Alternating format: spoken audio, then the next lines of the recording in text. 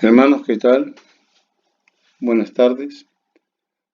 Nuevamente con ustedes el hermano Enrique Morales. Nos ponemos en presencia del Señor. En nombre del Padre, del Hijo y del Espíritu Santo. Amén. Dios te salve María, llena eres de gracia, el Señor es contigo. Bendita tú eres entre todas las mujeres y bendito es el fruto de tu vientre Jesús. Santa María, Madre de Dios, ruega por nosotros, pecadores, ahora y en la hora de nuestra muerte. Amén. ¿Cómo están, hermanos? Espero que se encuentren bien de salud. Seguimos todavía con este confinamiento y seguimos con estos temas de Biblia, ¿no? Con este pequeño cursito de Biblia, ¿no? Hemos estado viendo anteriores todo lo que sobre el reino de Israel. ¿Qué pasa ahorita con el reino de Israel? Es la preocupación de nosotros, ¿no? Lo hemos visto a Saúl, lo hemos visto a David, hemos visto a Salomón, pero después, ¿qué fue pasando con ese reino de Israel? ¿Qué llegó a pasar con ellos, no? Y el tema 14 nos refiere a eso, ¿no? Cuando la política divide Israel y Judá. Vamos a verlo y vamos a tratar de entender por qué el título, ¿no? ¿Por qué dice cuando la política divide? Cuando murió Salomón en el año 931 antes de Cristo, su hijo Roboam fue proclamado rey, aceptado sin oposición por los habitantes de Judá.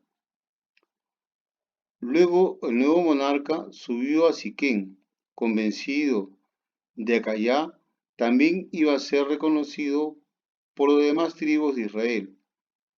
Pero al contrario de lo que el nuevo rey pensaba, los súbditos del norte, es decir, Siquén, le dijeron, acá vemos un poquito para que vayan entendiendo el mapa, cómo estaba y cuál es la ubicación, ¿no? ¿Ya? Tu padre nos ha hecho pesado nuestro yugo. Ahora tú amas leve la dura esclavitud de tu padre y el yugo que puso sobre nosotros, y te serviremos. Esto lo encontramos en Primera de Reyes 12:4. Ahí busquemos un ratito, tengan su Biblia. Sí, acuérdense que cuando comenzamos este curso debemos tener siempre nuestra Biblia a nuestro costado. Primera de Reyes 12:4. ¿Ya? ¿Lo ubicaron?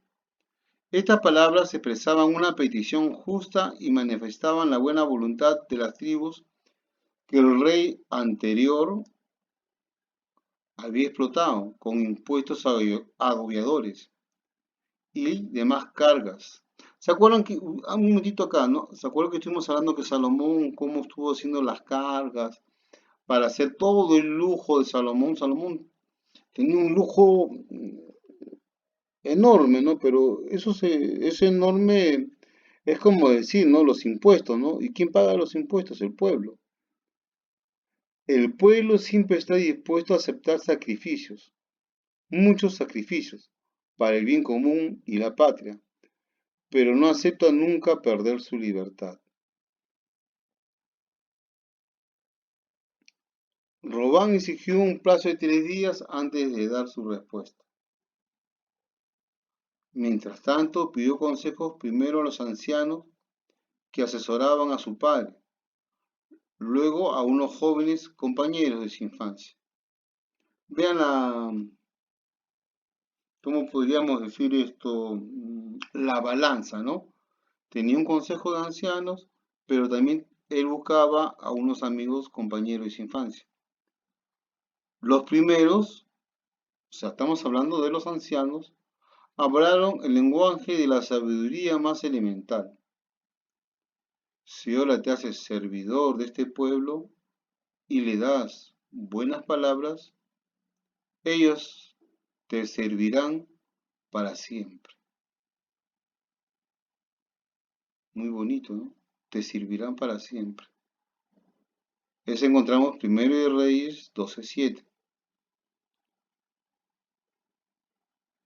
En otros términos, los ancianos le recordaban que la autoridad es un servicio y que no tiene otra finalidad.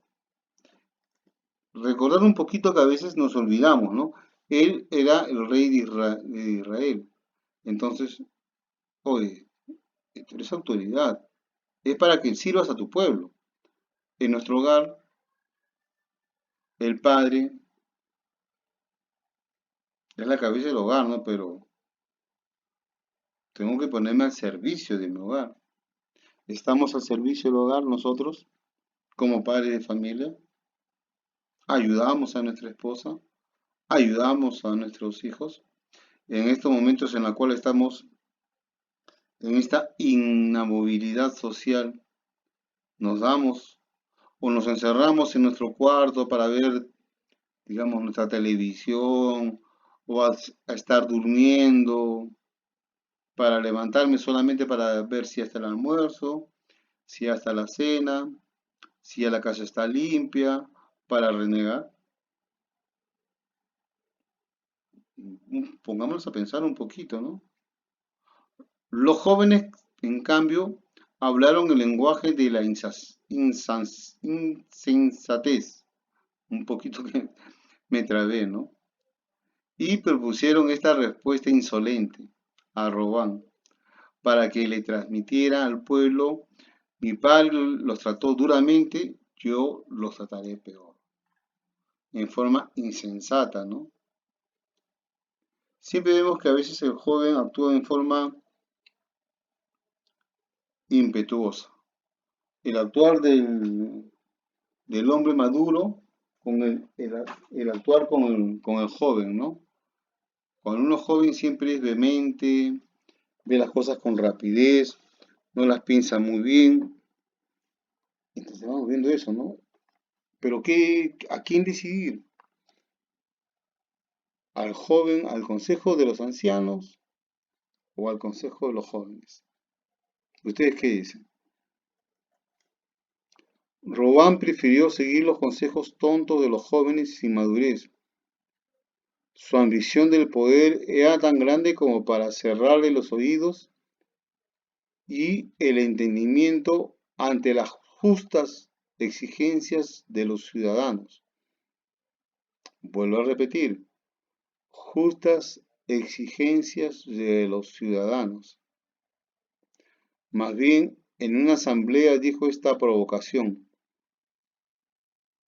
mi padre los azotaba con látigos, pues yo los azotaré con escorpiones.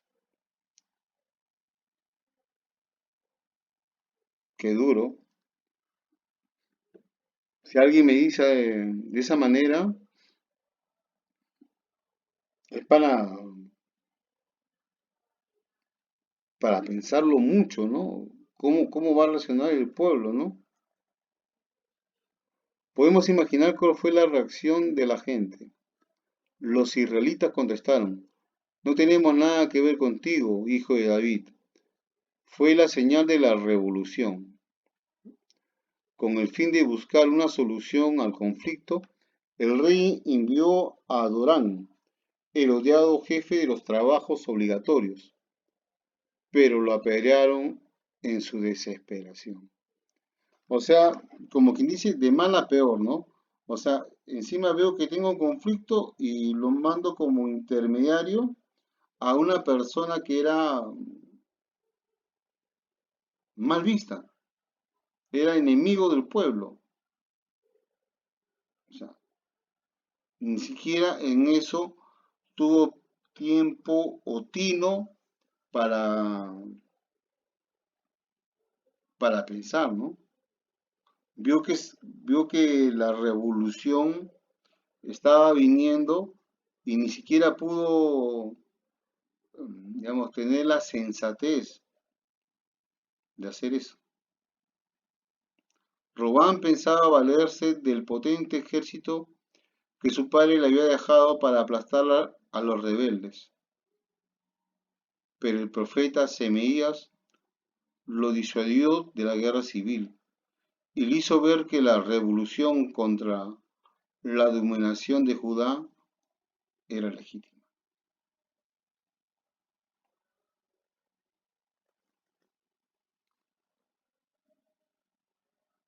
Vamos a hablar un poquito de Jeroboam, instrumento de Dios. Ya durante la vida de Salomón se había manifestado, si bien discretamente, un movimiento de resistencia a su política, pero no había tenido éxito debido a la incapacidad del pueblo ante un sistema policial y militarista tan fuerte. Vamos a ver, Salomón era una persona inteligente y había implantado digamos, una disciplina fuerte, férrea, ¿no? Pero sin embargo estamos viendo acá que ya había indicios de pequeños roces que la gente se estaba, como decir, caldeando, ¿no? Sin embargo, el primer libro de los Reyes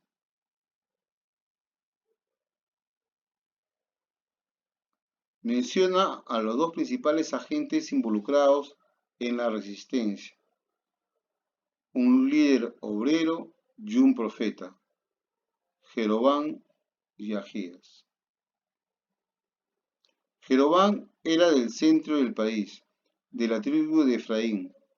No ignoraba cómo el favoritismo de Salomón para con Judá perjudicaba a las demás tribus, pero este joven fuerte y valiente llamó la atención del rey, que lo puso de director de trabajo en la construcción del muro de Jerusalén. Vamos viendo nuevamente cómo la mano de Dios se va moviendo, ¿cómo le podríamos decir? De distintas maneras, ¿no? Entonces Jeroboam pudo ver con más claridad hasta qué punto el pueblo era oprimido por los trabajos forzados al servicio de Salomón y de su orgullo. ¿Cómo podía ser ese pueblo que Yahvé había liberado de la esclavitud de los egipcios 3 siglos antes, se hallaba nuevamente esclavizado, pero ahora por el propio hijo de David, casado con la hija del faraón? Esta situación no podía durar, porque nadie puede esclavizar al hombre, ni siquiera en nombre de la religión. Vemos acá cómo el pueblo estuvo soportando todo el tiempo de Salomón, estuvo cultivando eso, ¿no? Pero cuando muere Salomón, el pueblo comienza a ver, a hacerse el levantamiento, digamos, contra esa tiranía.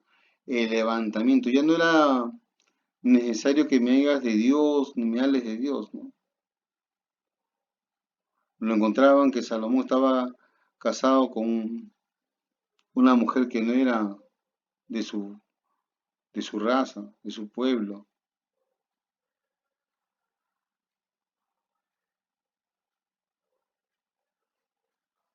¿Qué pasaba con ese pueblo?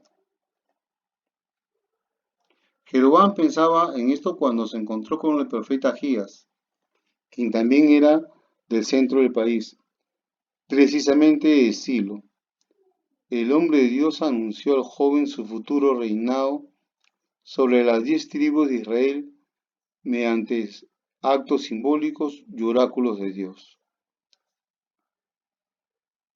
Esto lo vamos a encontrar después, más adelante, en el Sec 49. Pero cuando empezó la persecución de Salomón en contra suya, no le quedaba otra alternativa que la de huir a Egipto, a la espera de su hora, la hora de Dios, tal como Moisés lo había hecho anteriormente en un contexto muy parecido. Y vamos viendo cómo Egipto, ¿cómo podríamos decir acá, ¿no? Va pegada a la historia de Israel. Moisés huye a Egipto, también un poquito de José, ¿no? Cuando eh, es perseguido José con Jesús, cuando es un niño, ¿dónde se va a esconder? Se va a esconder a Egipto. Es, digamos, ¿no? El pueblo más cercano en la cual ellos se van a acoger, a esconderse.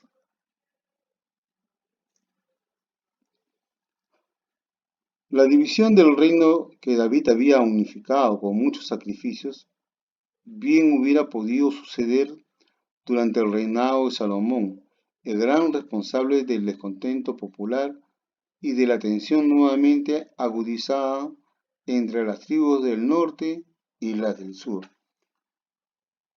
Ya hemos hablado un poquito de las tribus del norte y las del sur, ¿no?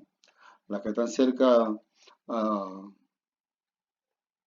a una salida al mar, tienen puerto, tienen cómo abastecerse, comercio, y la otra que está un poquito alejado, digamos, las tribus pobres. Pero ¿por qué el reino no le fue tomado directamente a él, sino a su hijo Roboam? Aquí entramos en un misterio tan grande como Dios, el misterio de su amor y de su fidelidad. Si Dios actuó así, fue en atención a David, su fiel servidor, del cual había elegido la familia. Recordemos a David que le había prometido Dios que de su eh, descendencia vendría el Salvador. Entonces ya había un compromiso de Dios con la familia de David.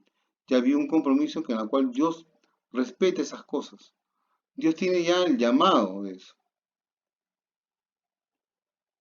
Por amor al Padre tuvo compasión del Hijo a pesar de su infidelidad. Por el mismo motivo se explica que Yahvé no le haya quitado a Robán el territorio. Le dejó una tribu para que así quedara en Jerusalén su descendencia de David. Y esa tribu que quedaba era la de Judá, de la cual Jacob había previsto tiempo atrás el misterioso destino. A veces uno, cuando me pongo a leer un poquito la Biblia, encuentro estas cositas, ¿no? No sé, no sé ustedes qué les parecerá, ¿no? Esos misterios que tiene la Biblia, ¿no? Y cómo ya estaba todo tan planificado desde un principio, que es todo lo que iba a pasar a todo el pueblo de Israel, ya estaba previsto, ya.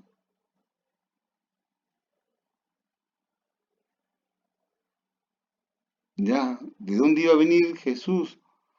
¿De dónde iba a llegar? Todo estaba ya, digamos, en un plan de Dios que es tan misterioso. ¿Se han puesto a meditar ustedes todo esto? En esto que estamos leyendo. Pero cuando murió Salomón, todo lo predicho se cumplió. El pueblo de Dios se dividió en dos reinos, que muchas veces entrarían en competencia, el de Judá y el de Israel. La unidad tan difícilmente lograda no había durado 100 años, nunca más volvería. La unidad es un don que Dios quiere y crea. La fraternidad no para la opresión, fue lo que Salomón no quiso entender, pero la voluntad de liberación del pueblo prevaleció.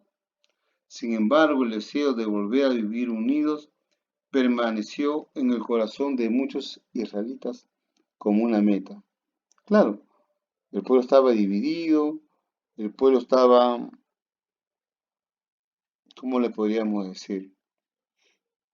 Con esa esperanza de que un día vuelva a unirse, vuelva a ser ese reino, ese reino de David unificado por todo. Es como un poquito cuando en nuestro hogar el papá y la mamá se pelean, ¿no? ¿Quién desea que haya la paz en el hogar? Los hijos. Los hijos luchan, buscan la manera que amiste papá, que amiste mamá. Buscarán la manera de que papá y mamá amisten. Igual, en el corazón de los israelitas, esa era su meta. Pero una meta que los pecados de los individuos del pueblo hacían retroceder cada vez más. Nuestros pecados. El hombre solo no puede rehacer la unidad perdida. Por eso había que esperar al Mesías, cuya muerte santa reconciliaría y reuniría en uno a los hijos de Dios dispersos por el mundo. Tenemos nosotros ya un Jesús resucitado. ¿Qué tenemos que hacer? Acercarnos a Él, dejar nuestras diferencias, amistad con nuestra esposa,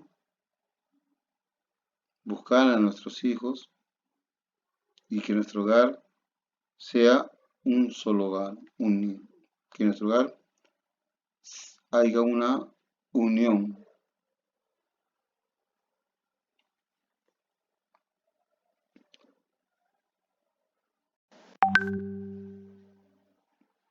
Acá nos da una pequeña comparación, ¿no? Comparación de Israel y la de Judá, ¿no? Israel era más grande, abarcaba 10 tribus: Efraín, Manasés, Rubén, Gad, Neftalí, Aser, Zabulón, Isaacar, parte de Benjamín. Tenía relaciones comerciales con los fenicios y los sirios. Más pequeño, Judá, árido, abarca la tribu de Judá y parte de Benjamín. Encuentran difícilmente su equilibrio interior. 50 años sin capital fija. Samaria no tiene dinastía sólida. No forma un conjunto bien unido. Y la Judá, hacía tiempo que Simeón había asimilado por Judá, sin puertos ni vías comerciales, vive bastante cerrado en sí mismo.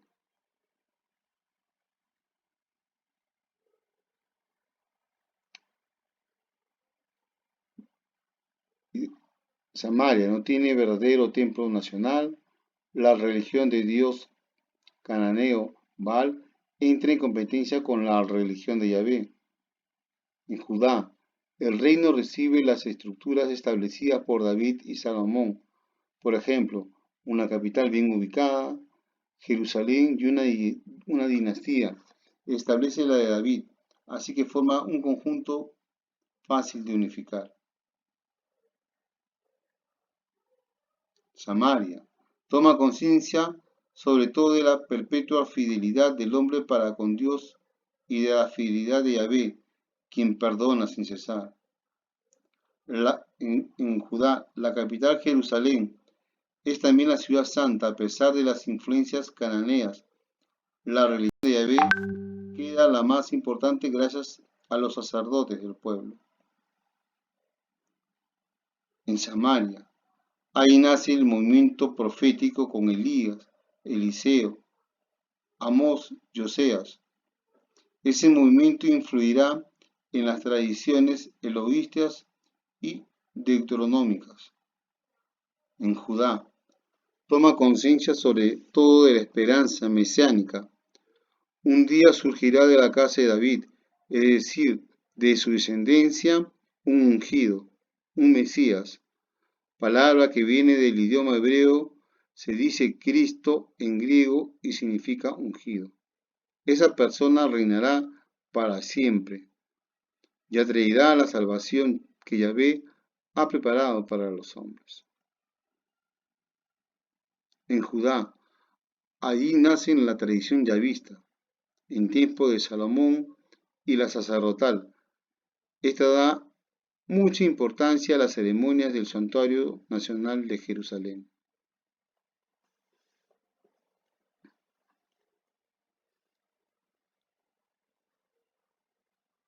Jesús reunió a sus discípulos y les dijo: Ustedes saben que los jefes de las naciones se portan como dueños de ellas y que los poderosos hacen sentir su autoridad. Entre ustedes no será así, al contrario, el que aspira a ser grande entre ustedes será el servidor de ustedes. Y el que quiere ser el primero debe hacerse esclavo de los demás, a imitación del Hijo del Hombre, que no ha venido a ser servido, sino a servir y a dar su vida como precio por la salvación de muchos. Lo encontramos en Mateo 20, del 25 al 28. El profeta y el porvenir de Salomón. Un día que salió Jeroboam de Jerusalén, el profeta Agías de Silo lo encontró en el camino. Este iba cubierto con un manto nuevo y estaban los dos solos en el campo. Agías tomó el manto nuevo que llevaba, lo rasgó en 12 pedazos y dijo a Jeroboam: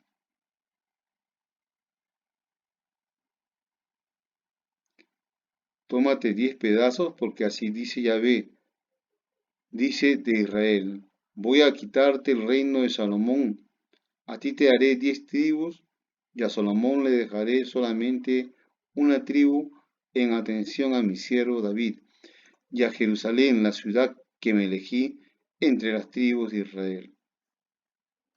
Esto sucederá porque me ha abandonado y adorado a Astater, diosa de los sidonicios, a Camos, dios de Moab, y a Miloc, dios de los amonitas. No ha seguido mis caminos, ni ha hecho lo que me parece justo, ni ha observado mis leyes y mis mandamientos como lo hacía su padre David.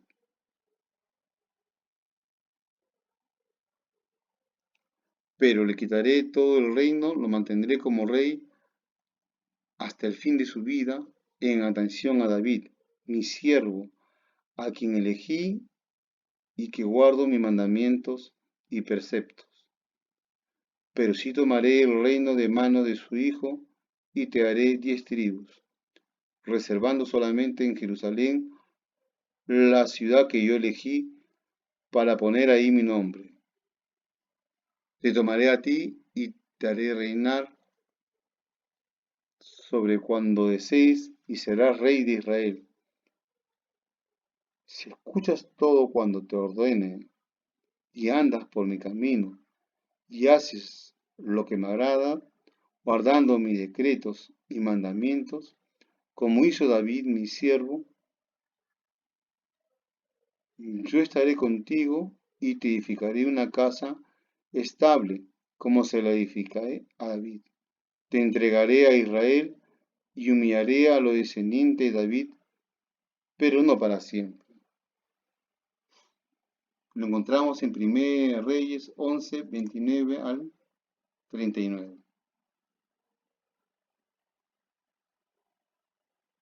Cantemos la misericordia y la fidelidad de David, de Dios. Como un padre se compadeció de sus hijos, así el Señor se apiada de los que le temen. Él sabe de qué barro fuimos hechos. Él recuerda que somos polvo. La vida del hombre dura lo que dura la hierba, florece como la flor silvestre. En cambio permanece la misericordia del Señor. Dispuso su salvación para los hijos de tus hijos, para los que son fieles a su alianza, que recuerdan sus mandamientos y los cumplen. En el Salmo 103. Qué bonito. Y como siempre, ¿no? Tenemos las preguntas que nos hacen llegar. Cuando murió Salomón, el Reino Unido se dividió en dos reinos. El reino del norte, que se llamaba el Reino de Israel, el reino del sur, que se llamaba el Reino de Judá. Roboam fue rey del norte o del sur. Judá del sur. Jeroboam fue rey del sur o del norte. Israel del norte.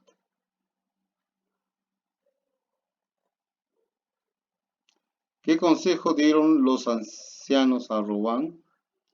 Los ancianos le recordaron que la autoridad es un servicio y que no tiene otra finalidad. Si ahora te haces servidor de este pueblo y le das buenas palabras, ellos te servirán para siempre. ¿Cuál es la finalidad de la autoridad según la Biblia? La autoridad es el servicio. Nombre a dos personas que se resistieron a Salomón: Ahías y Jeroboam. ¿Por qué fracasó su resistencia? Por la incapacidad del pueblo ante un sistema policial y militarista tan fuerte. ¿Por qué Dios no quiso todo su reino a Robán? Por las promesas hechas a David. De esta manera queda Jerusalén un descendiente de David. ¿Qué dice San Juan a propósito de la unidad de Israel? Es la reunión de los creyentes de todas las razas y culturas. La unidad. Bueno amigos, es todo por el día de hoy. Que el Señor los bendiga. Muchas gracias.